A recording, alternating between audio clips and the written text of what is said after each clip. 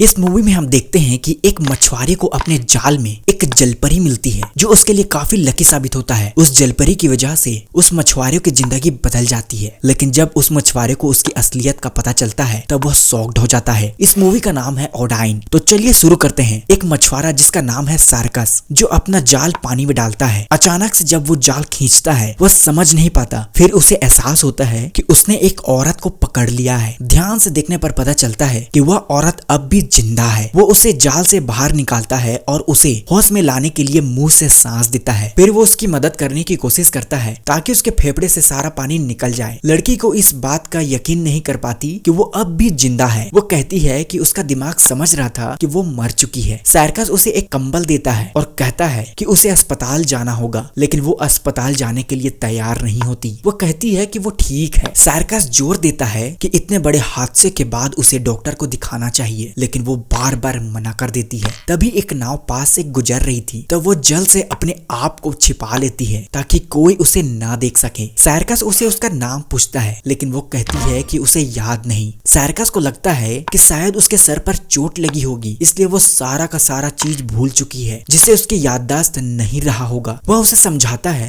और कहता है कि उसका नाम सर्कस है, लेकिन लोग उसे सर्कस बुलाते हैं। लेकिन आपको डॉक्टर को दिखाना बहुत ही जरूरी है जिससे आपके बॉडी में इन्फेक्शन होने से बच सके। लेकिन वो लड़की मना कर देती है। फिर सर्कस को समझ आता है कि ये लड़की नहीं चाहती कि कोई इसे देखे, इसलिए वह उसे अपनी माँ के पुराने सुनसान घर में ले जाता है। वो उसे अपना टिफिन देता है और पूछता है कि क्या वो अकेली बाहर रह पाएगी, क्योंकि उसे कहीं जाना है। लड़की कहती है कि वो रह लेगी। ये सुनकर सर्कस हैरान हो जाता है, लेकिन फिर भी चला जाता है। इसके बाद सर्कस अपनी एक्स वाइफ के घर जाता है ताकि अपनी बेटी एनी को डायबिटीज के लिए हॉस्पिटल ले जा सके। एनी डिसेबल है। सर्कस उसे गोद में उठाता है और पूछता है कि क्या उसके साथ हाल ही में कुछ अजीब या जादुई हुआ है। एनी उससे पूछती है कि वो हमेशा यही सवाल क्यों करता है। सर्कस जवाब देता है कि हमेशा यही उम्मीद रहता है कि उसकी जिंदगी में कुछ अजीब या अद्भुत हो। डायबिटीज के दौरान एनी सर्कस को एक कहानी सुनाने को कहती है। सर्कस उसे एक मछुआरे की कहानी सुनाता है जिसने अपने जाल में एक औरत को पकड़ लेता है। एनी उससे पूछती है कि वो औरत कौन सी प्रजाति की थी। सर्कस समझ नहीं पाता। एनी पूछती है कि क्या वो औरत कोई जलपरी या सेल की है। सर्कस जवाब देता है कि वो कह नहीं सकता। बाद में सर्कस एनी के लिए एक ऑटोमेटिक व्हील चेयर लेकर आता है ताकि वो खुद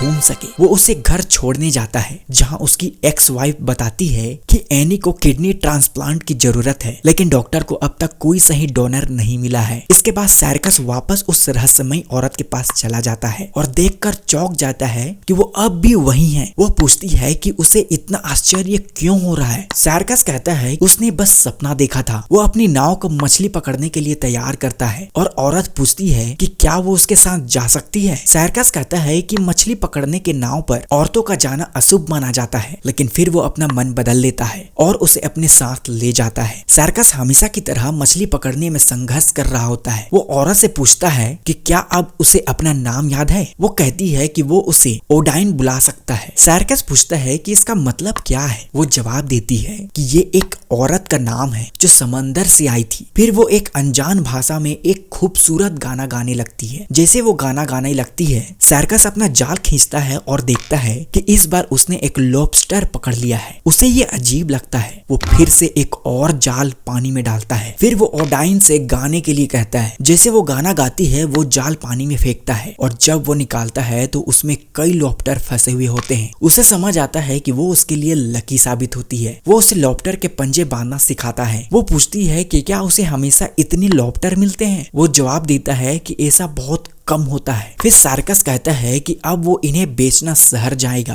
और ओडाइन को उसके गाने के बदले उसका हिस्सा मिलेगा, लेकिन वो कहती है कि वो उसके साथ नहीं जाएगी क्योंकि वो नहीं चाहती कि लोग उसे देखें। वो कहता है कि उसने तो उसे देखा है, लेकिन वो जवाब देती है कि सिर्फ वही उसे देख सकता है। सर्कस लॉबस्टर बेच देता है और मिले हुए पैसे से ओडाइन के लिए एक ड्रेस खरीदता है। फिर वो अपनी बेटी एनी से स्कूल में मिलता है और डायबिटीज के दौरान जो कहानी सुना रहा था उसे आगे बताता है। वो कहता है कि समंदर समंदर में आई रहस्यमयी औरत एक अजीब भाषा में गाना गाती है और उसकी आवाज से सारे लॉबस्टर उसके पास आ जाते हैं, जिससे मछुआरे को उन्हें पकड़ने में बहुत ही आसानी हो जाती है। एनी कहती है कि वो जरूर सेल्गी होगी, क्योंकि सेल्गी वो जादुई जीव होते हैं जो आधे इंसान और आधे सील होते हैं। जब वो जमीन पर आते हैं तो अपनी सील की खाल उतार देते हैं। वो बताती है कि उसका गाना असल में समंदर के बाकी जीवों से बात करने का एक तरीका है। फिर वो पूछती है कि कहानी में मछुआरा कौन था। सर्कस कहता है कि वो खुद है, लेकिन उसने ये कहानी बस उसके लिए बनाई है। एनी को उसकी बात का पूरा यकीन नहीं होता और वो उसका पीछा करती है। सर्कस अपनी माँ के घर पहुँचता है और देखता है कि ओडाइन अपनी माँ के पुराने जूते पहनने की कोशिश कर रही है, लेकिन उसे लेस बांधना नहीं आता, जो उसे थोड़ा अजीब लगता है। फिर वो उसे ड्रेस देता है जो उसने खरीदी थी और ओडाइन उसे शुक्रिया कहने के लिए उसे किस कर देती है। वो पूछता है कि वो कितने दिनों तक यहाँ रहेगी। ओडाइन कहती है कि ये उस पर निर्भर करता है। सर्कस जवाब देता है कि अगर ये उस पर है तो वो हमेशा के लिए रह सकती है। इस बीच एनी चुपचाप पूरी सिचुएशन को देख रही होती है। वो फैसला करती है कि वो सेल्गी के बारे में पढ़ेगी ताकि समझ सके कि असल में क्या चल रहा है। सर्कस चर्चा करता है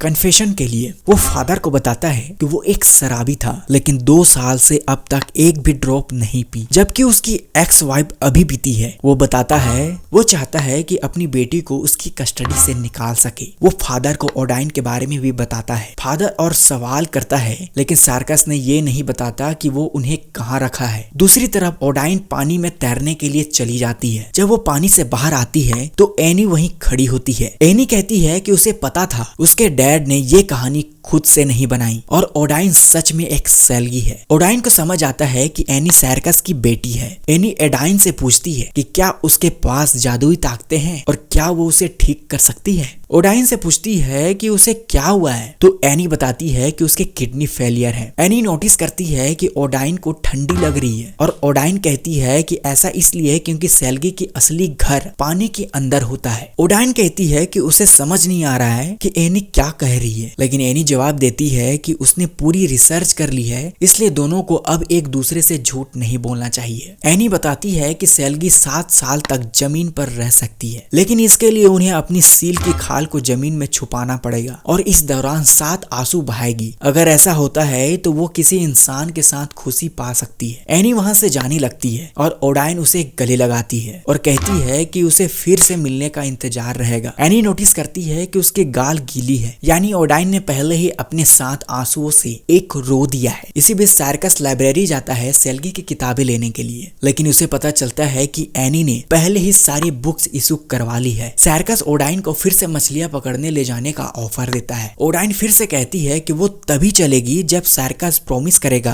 कि उसके अलावा कोई नहीं देखेगा। सर्कस प्रॉमिस करता है। जब वो मछलियां पकड़ रहे होते हैं तो फिशिंग पेट्रोल की बोट पास से गुजरती है और ओडाइन छुप जाती है। ओडाइन फिर से गाना गाती है और सर्कस को उसके ढेर सारी सैल्मन मछलियां मिलती है। फिशिंग पेट्रोल के लोग सर्कस की बोट पर चढ़ जाते हैं, ये देखने के लिए कि उसने इतनी सारी सैल्मन कैसे पकड़ ली। ये उसके नेट को चेक करते हैं और तभी उसकी नजर ओडाइन पर पड़ती है जो छुपी थी। वो कहते हैं कि यहाँ एक लड़की है। सर्कस पूछता है कि यह गैर कानूनी है, तो वो जवाब देता है कि नहीं, लेकिन ये थोड़ा अजीब जरूर है। वो फिर से चले जाते हैं, लेकिन ओडाइन समझ जाती है कि अब लोग इस बारे में बातें करेंगे और छुपने का कोई फायदा नहीं है। सर्कस ओडाइन को लेकर शहर पहुंचता है और सब लोग उसे घूरने लगते हैं। वो ओडाइन से कहने लगता है कि ये एक छोटा शहर है और यहाँ इतनी खूबसूरत लड़की बहुत कम देखने को मिलती है। वो उसे शॉपिंग कराने ले जाता है और जब वो कपड़े ट्रायल कर रही होती है तब बाहर भीड़ इकट्ठी हो जाती है। इस बीच सर्कस और एनी डिस्कस करते हैं कि उसने ओडाइन का सील रोड के पास पाया था और ये लॉजिकल सही लगता है, क्योंकि अगर वो सेल्गी है तो वो वही उसका सही ठिकाना होगा। फिर हम देखते हैं एनी और ओडाइन उनके पुराने घर में होते हैं। जब एनी बताती है कि उसे तैरना नहीं आता, ओडाइन उसे सिखाने का फैसला करती है, लेकिन जब वो सीख रही होती है तब उसे पानी में कुछ दिखता है। वो फौरन एनी को पानी से निकाल लेती है और खुद अंदर जाकर उस चीज को उठाती है। एनी पूछती है कि क्या ये सील बोर्ड यानी कि खाल है। ओडाइन तुरंत हाँ कह देती है। वो कहती है कि इसे जमीन में गाड़ देना चाहिए ताकि 7 साल तक जमीन पर रह सके। फिर एनी और ओडाइन मिलकर उस रहस्यमयी चीज को जमीन में दफना देते हैं और ओडाइन एनी से प्रॉमिस लेती है कि वो किसी को भी इसके बारे में नहीं बताएगी। इसके बाद एनी, ओडाइन और सार्कस समंदर के किनारे चले जाते हैं। वहाँ एनी सार्कस को बताती है कि ओडाइन 7 साल तक किसी इंसान के साथ रह सकती है जब तक उसका सेल्गी पति उसे ले ना जाए। वो ये भी बताती है कि सेल्गी उनकी विश भी पूरी कर सकती है। इसी दौरान एक आदमी शहर में आता है और किसी को ढूंढने लगता है। इसके बाद सार्कस एनी को घर छोड़ता है और उसकी माँ बताती है कि एक काले बालों वाला आदमी पूरे शहर में किसी को ढूंढ रहा है, लेकिन जिस नाम से पूछ रहा है वो ओडाइन का नाम नहीं है। सार्कस और ओडाइन घर पहुंचते हैं और ओडाइन पूछती है कि लोग उसे सर्कस क्यों बुलाते हैं। सार्कस बताता है कि वो पहले बहुत शराब पीता था और बेवकूफी भरी हरकतें करता था। ओडाइन पूछती है कि उसे शराब पीना क्यों छोड़ा। वो बताता है कि एक दिन जब वो घर आया तो उसने देखा कि एनी बेहोश पड़ी थी और उसकी माँ नशे में धुत थी। उसे एहसास हुआ कि उसमें किसी को भी तो एक को होश में रहना होगा ताकि एनी का ध्यान रख सके,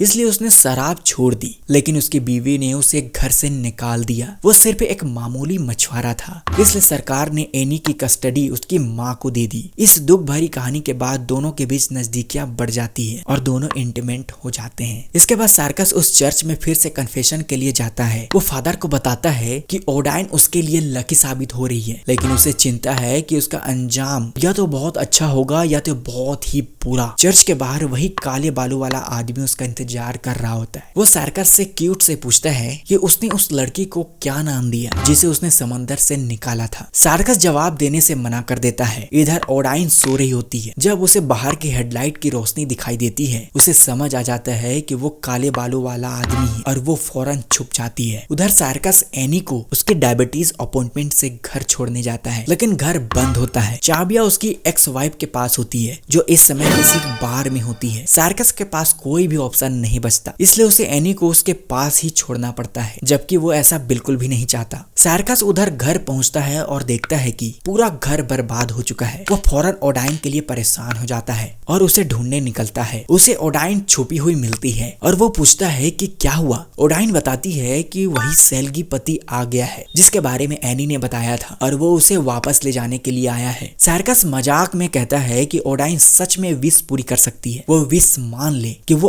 आदमी चला जाए। इसके बजाय ओडाइन विश मांगती है कि एनी अब बीमार न रहे। सार्कस भी एक विश मांगता है कि ओडाइन हमेशा उसके साथ रहे। दूसरी तरफ एनी की माँ उसे घर ले जाती है, लेकिन वो नशे में होती है और उसकी कार एक दूसरे कार से टकरा जाती है। ये गाड़ी उसी काले बालों वाले आदमी की होती है। एक्सीडेंट में एनी की माँ का बॉयफ्रेंड एलेक्स विन सीट से बाहर उड़कर गिर जाता है और उसकी मौत हो जाती है। सार्कस और ओडाइन एक्सीडेंट की जगह पहुंचते हैं और सार्कस भागकर अपनी बेटी को देखने जाता है। हॉस्पिटल में डॉक्टर बताता है कि एलेक्स के पास डोनर कार्ड था और हैरानी की बात यह है कि वो एली के लिए टिश्यू मैच भी है। इस वजह से किडनी ट्रांसप्लांट करवाने का फैसला करते हैं। इस बीच ओडाइन की मुलाकात उस काले बालों वाले आदमी से होती है और बातचीत से पता चलता है कि दोनों उसके गैर कानूनी काम में फंसे हुए हैं। सार्कस एलेक्स के फ्यूनरल में जाता है जहां उसकी एक्स वाइफ कहती है कि उसे एलेक्स की याद में एक ड्रिंक लेनी चाहिए। सार्कस उसे मना कर देता है, लेकिन फिर भी लालच में आकर पी लेता है। फिर उसकी एक्स वाइफ कहती है कि जब वो व्हील चेयर में है एनी सार्कस के पास रह सकती है, लेकिन उसे ओडाइन को छोड़ना होगा। सार्कस एक पूरी बोतल शराब पी जाता है। नशे में धुत होकर वो ओडाइन को बोट पर ले जाता है और उसे सील रोड पर छोड़ देता है। वो कहता है कि वो बस एक और ड्रिंक लेने बोट पर जा रहा है, लेकिन असल में वो उसे वहीं छोड़ने का प्लान बना रहा होता है। ओडाइन कहती है कि उसके कम से कम एनी से अलविदा कहने का मौका तो मिलना चाहिए, लेकिन सार्कस उसकी नहीं सुनता। वो कहता है कि उसकी दुनिया अलग अलग है और ओडाइन को यही रहना चाहिए। अगली सुबह सार्कस एनी को हॉस्पिटल से घर लाने जाता है। एनी पूछता है कि ओडाइन कहाँ है, तो सार्कस बताता है कि उसके सेल्गी पति ले गया। एनी कहती है कि ओडाइन जरूर वापस आएगी क्योंकि उसकी एक चीज अभी यही है। सार्कस पूछता है कि वो किस चीज की बात कर रही है, लेकिन एनी कुछ नहीं बताती। बाद में एनी टीवी देख रही होती है जब एक चैनल पर एक बोट का लाइव कॉन्सर्ट पूरा होता है। सार्कस उस गाने को पहचान जाता है। यह वही गाना है जो ओडाइन ने उसकी बोट पर गई थी। तभी उसे समझ आता है कि अगर ये गाना असली है तो इसका मतलब ओडाइन भी असली इंसान है, कोई सेल्गी नहीं। वो तुरंत उसे ढूंढने के लिए निकल जाता है और फिल रॉक पहुंच जाता है। सार्कस ओडाइन को ढूंढ लेता है और उसे सच बताने को कहता है। ओडाइन बताती है कि उसका